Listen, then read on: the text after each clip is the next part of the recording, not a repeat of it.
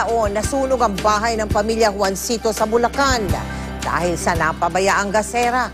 3 sa 6 nilang anak ang namatay. Ang batang si Jonel nakaligtas man, hanggang ngayon pinahihirapan pa rin ng kanyang pinagdaanang trahedya. Pilat at nalapnos na balat ang araw-araw na nagpapaalala kay Jonel ng kanyang trahedyang sinapit noong nakaraang taon.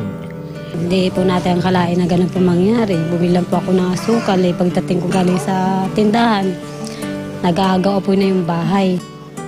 Maligamgam na tubig na hinaluan ng asin ang matyagang ipinapahid ng kanyang ina sa pag-asang makakatulong ito para maghilo ang sugat ng bata.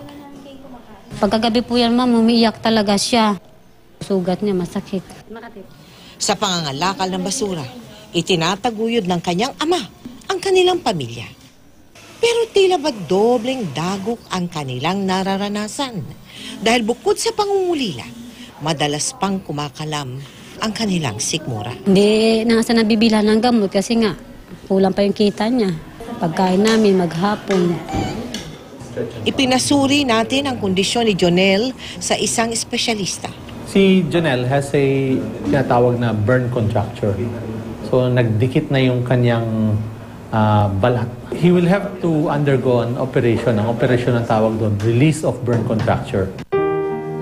Mistulang tagos hanggang kaluluwa ang sakit ng nalapnos na balat ng isang bata. At para kay Mary Jane, walang salitang maglalarawan sa damdamin ng isang ina na pikit matang pinagmamasdan ang anak na nagdurusa. Gusto niya nga na magpagamot na raw siya para makapag-aral na siya.